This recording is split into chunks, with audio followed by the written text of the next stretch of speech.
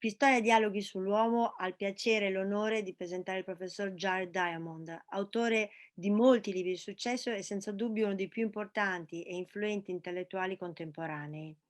I suoi lavori, tra i quali ricordiamo Armi, acciaio e malattie, breve storia del mondo negli ultimi 13.000 anni, Collasso, il mondo fino a ieri e Crisi, Diamond ha affrontato con incredibile maestria e capacità di scrittura le principali tematiche relative all'evoluzione della nostra specie e alle vicende di noi umani, arrivando a spiegarci molti eventi del presente.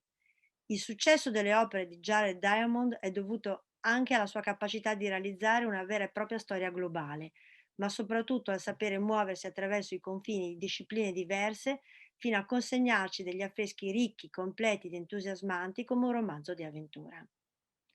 Assieme a Marco Aime ho realizzato questa intervista che vi presentiamo. Welcome to Pistoia Dialoghi sull'uomo, Jared Diamond. It's a great honor and great pleasure. Buongiorno Jared. The first question. Your most famous book in the Italian translation is titled Guns, Steel and Disease, Malattie. But in the original, instead of disease, there is germs. A very topical issue in times of coronavirus. Globalization turned against those who produce it. Globalization and diseases. As you say, diseases, in the title of my book, diseases, my book title did not have the word diseases. My book title had the word germs.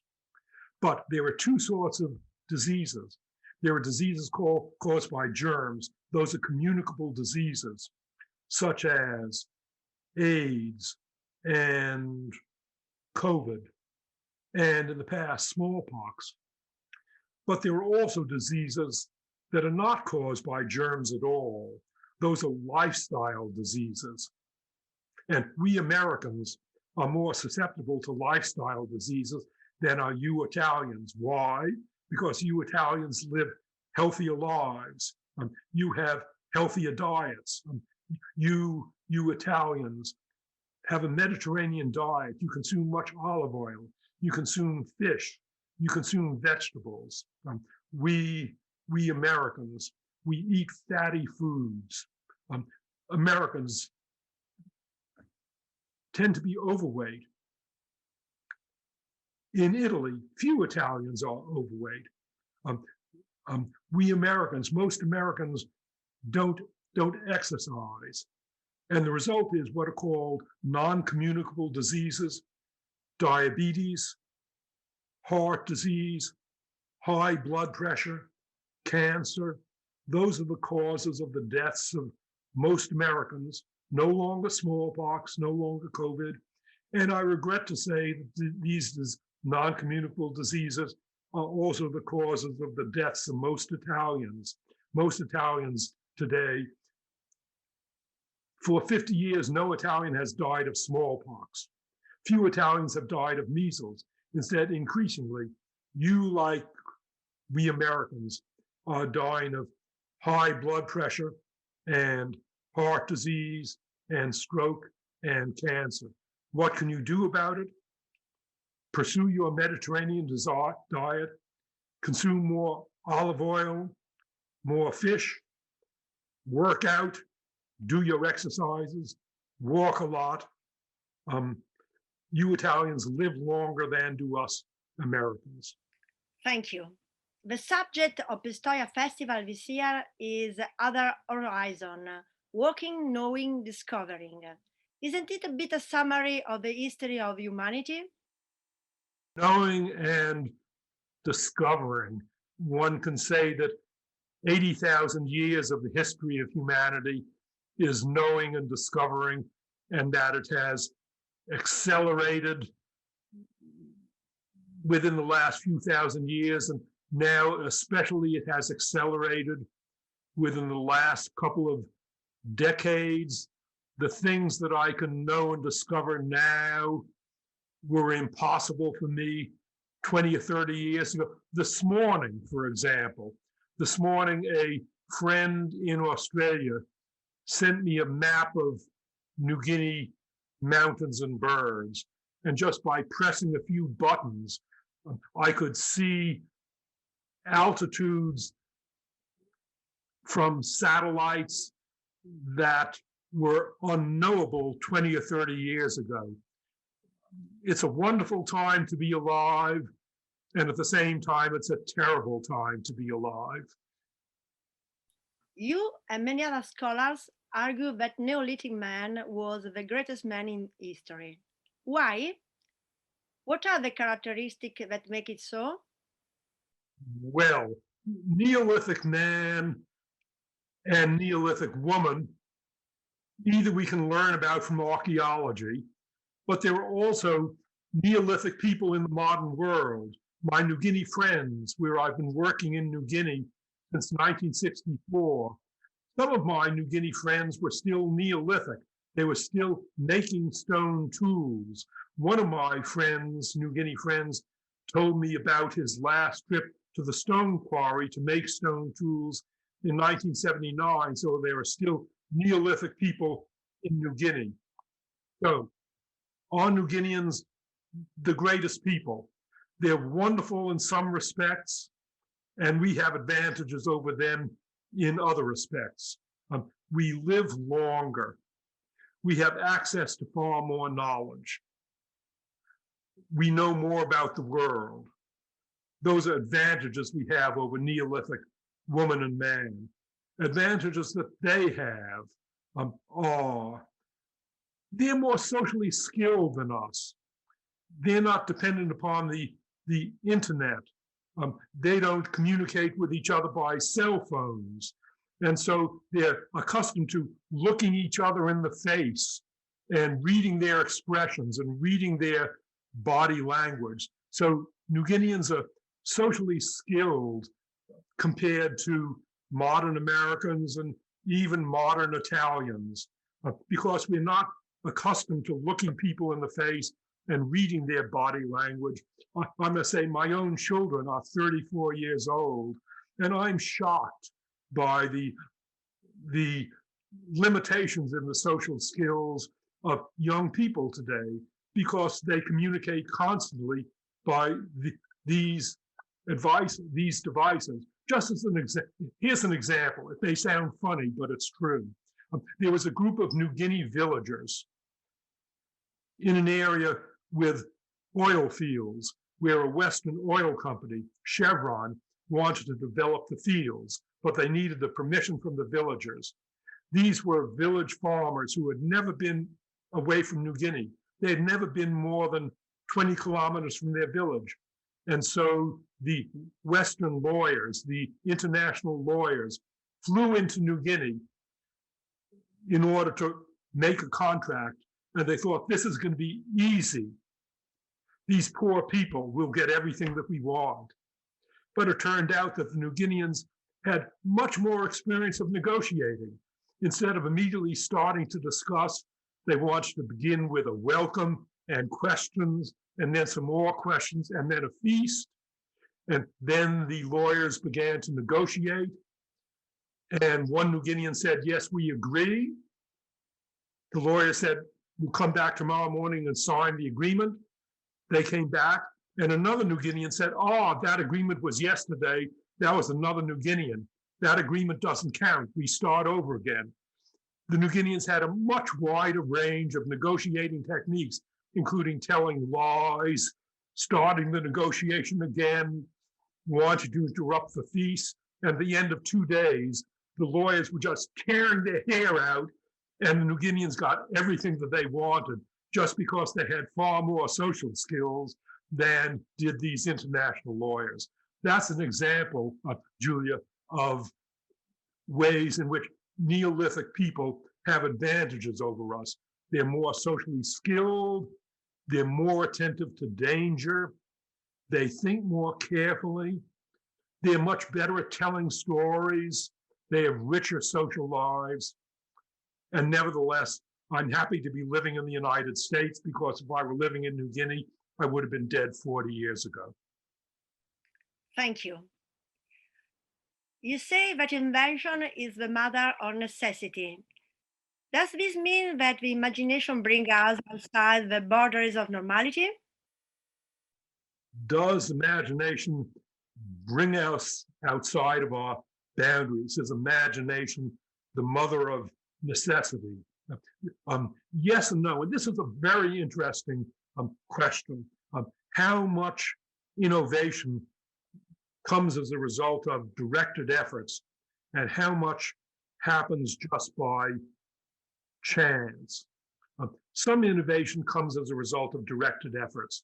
When Bill Gates, very smart fellow, when Bill Gates invented the personal computer instead of the gigantic computers that we used to work with.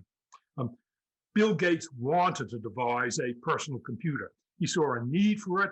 He and Paul Allen worked together, and they responded to a need. That's an innovation responding to a need. There are also innovations that don't respond to any need whatsoever.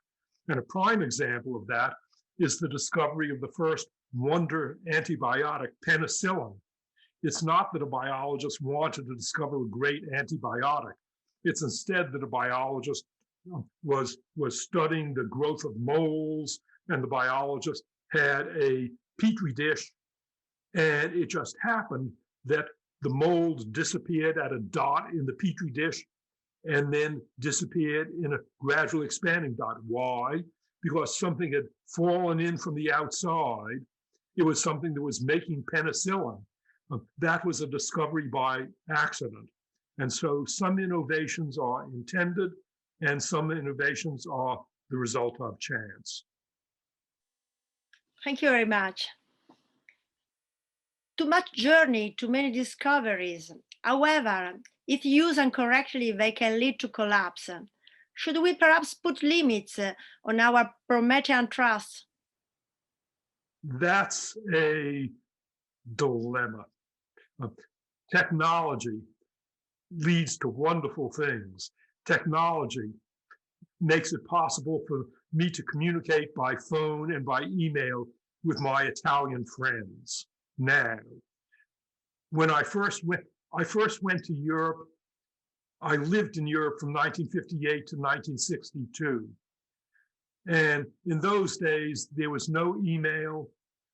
Even to telephone my parents, I had to write them a letter 3 weeks in advance, telling them that I would telephone them on a particular day at a particular moment, and I paid for 8 minutes of telephone conversation. It must have been agonizing for my parents. And now I just pick up the telephone and I can talk with my Italian friends and I can talk with my Australian friends. Those are the wonders of technology. But technology can be used for good things, it can be used for bad things. Technology was used by some people on September 11, 2001 to fly airplanes into the trade centers of New York City and to kill 2,000 people. Technology was used to harness atomic power. Nuclear power now provides most of the energy for France, but nuclear power within a few seconds killed 100,000 people at Hiroshima. Technology, modern technology, brings us power and it brings us destruction. Another question about this issue. In your opinion, is it possible that in some cases we have strayed too far from nature and now we can't or don't want to go back? Have we strayed too far from nature? We have a love-hate. There's an English expression, a love-hate relationship, an ambivalent relationship, where on the one hand we love and on the other hand we hate. Why do we have COVID now? It's because of a love-hate relationship with nature. On the one hand, so many people are living in cities around the world. At the same time, we want things from nature. There are many people in East Asia who want products from animals. In particular, there's an animal that we call the pangolin with scales. Those scales are highly prized. Pangolins and civets and other animals acquire diseases from bats. And then when humans trade these animals in markets in East Asia, that is how SARS came to us in 2002. And it's probably how COVID came to us at the end of 2019. So the emerging diseases of humans in the last 50 years, the emerging diseases, AIDS and SARS and Ebola and Marburg and now COVID, and in the past, smallpox, these diseases came to us from animals. So on the one hand, we love nature. We love to go to national parks. In Italy, you love to watch bears. In Italy, my Italian ornithologist friends love to take me to the salt marshes near Rome, and we can watch the phenicoptera, the flamingos there. But on the other hand, also we catch diseases from nature, and that all then illustrates our love-hate experiences with nature. The whole history of Homo sapiens is made up of movements, of traveling on foot. We were born on to move, and basically we continue to be. Today, however, we no longer accept that people move, especially if they come to our country. Movement of people, a big problem. A big problem and a source of, on the one hand, a source of strength, and the other hand, a big problem. I know this problem from my stay in Italy. My closest collaborator in Italy, my friend Alfonso Giordano at Luis in Rome, he's an expert on immigration.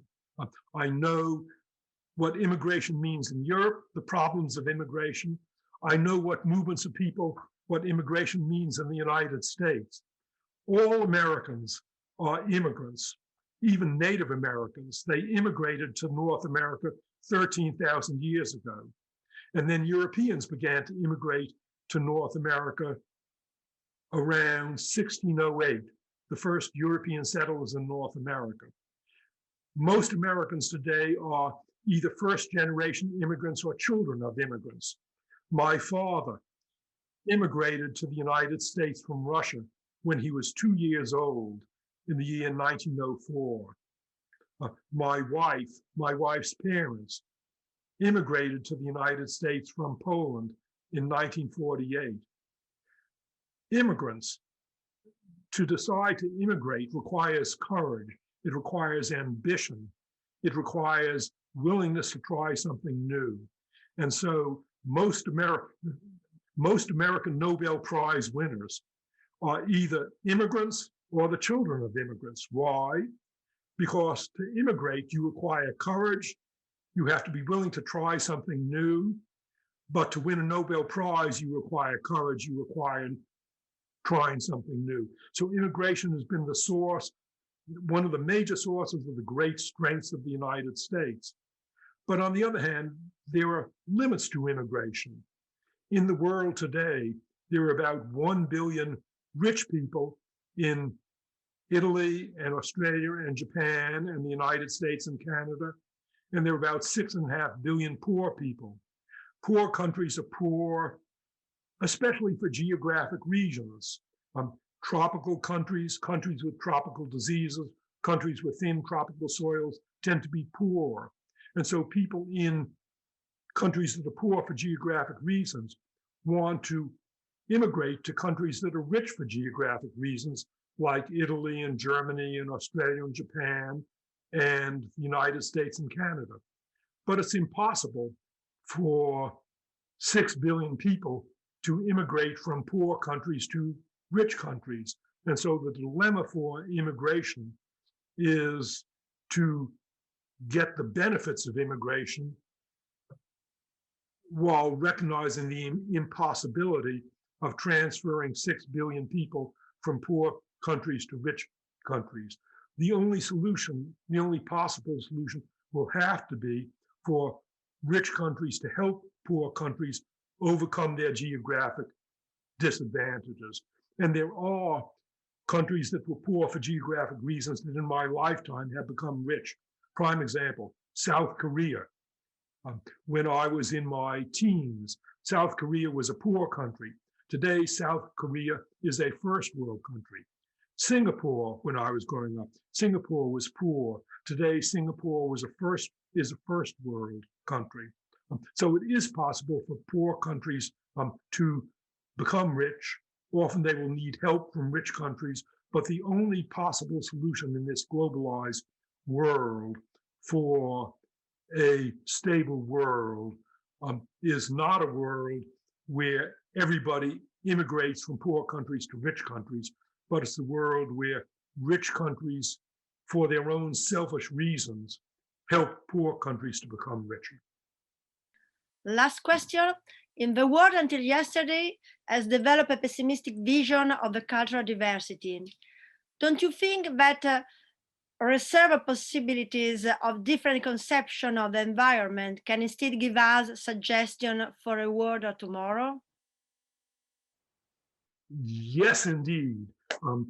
We can learn from other people. In particular, we can learn from the world until yesterday. We can either learn from the world until yesterday by reading old books, or we can learn about the world until yesterday by meeting people who are still living a traditional lifestyle, the people of New Guinea. And I will give you examples of both of those things. What book am I reading now? I'm reading the Odyssey, Odyssea, the Odyssey, that great Greek epic, composed 1200 BC, composed 3,200 years ago. In the Odyssey, there are these long speeches. Odysseus and others give long speeches, and they're very good speeches. Why? Because there was not much writing then, and people talked and they talked and they talked, and they talked very interestingly. So that's one thing we can learn from the world of yesterday, to talk more and to talk interestingly. But we can also learn from New Guineans. I've learned two things from New Guineans that have changed my life. One is New Guineans are very aware of danger. In the United States, we're not so aware of danger because if we have a danger, if we hurt ourselves, we just go to the hospital and get fixed. In New Guinea, where there are not hospitals in remote areas, New Guineans have to be very careful of danger, because if they fall down and break their leg, they're not going to be able to get out to the hospital. So I've learned from New Guineans to be much more careful. I'm alert to dangers. My alertness to dangers drives my American friends crazy. It exasperates my wife and my children and my American friends, because Jared is always thinking of what can go wrong. But I've learned from New Guinea to think of what can go wrong. And the other thing that I learned from New Guinea was how to bring up children. My children were born just short of my 50th birthday. I was 49 and a half when my children were born. I hadn't thought much about children. My wife wanted children, and eventually I wanted children, but I had not paid attention to children. And so when our children were born, my models for bringing up children were my New Guinea friends. I hadn't watched Americans bring up children. And my New Guinea friends, their attitude towards bringing up children is babies and children, they have to learn for themselves. They have to take risks. And if they take risks, they will learn to be careful. I allowed my children to take risks, not too much risks. I did not allow them to get killed by cars on the street, but I allowed my children to make choices. And the result was some surprising things. When one of my son Max, who's here in the house at the moment, when Max was 3 years old, Max saw his first snake, serpente, and it was love at first sight. My wife and I are not snake lovers, but here was this boy who saw a snake and was love of a snake. He makes a choice. At age 3, he fell in love with snakes. The result was that he became a biologist. He still has a pet turtle. At one point, he had 146 pet snakes and frogs and salamanders. He made his choice. Eventually, he decided to choose to become a chef. He went to culinary school, and now he's at graduate school at the University of California, Santa Barbara, developing a career in the sustainable food industry. So I learned from the world until yesterday from New Guineans to let my children make choices rather than being a typical American parent who takes their children here and there and there and thus does not allow their children to make choices. I learned from the world until yesterday, then by being very careful about dangers and by allowing my children to make choices. Thank you very much. And I would like to add another more question, a personal question. How is your life? How it has been your life during this month, during the first coronavirus here? Can you tell us something, please? Yes, the coronavirus has brought big changes. Obviously, we think first of the terrible changes. What are the terrible changes? 5 of my wife's and my dearest friends, friends who we've known for 50 or 60 years, friends who we met in childhood and teenagers, they died. And I'm sure all of you have lost dear friends from the coronavirus. That's one of the terrible things. Another terrible thing is the loss of social contacts. We have our social contacts not face to face, but by the internet. We've lost the opportunity to meet people in person. This coming Saturday night, today is what? Today is Tuesday. This coming Saturday, in 5 days, for the first time, my wife and I will have friends over for dinner. Why? Because my wife and I have gotten vaccinated and our friends have gotten vaccinated. The first time in a year that we will have friends over for dinner.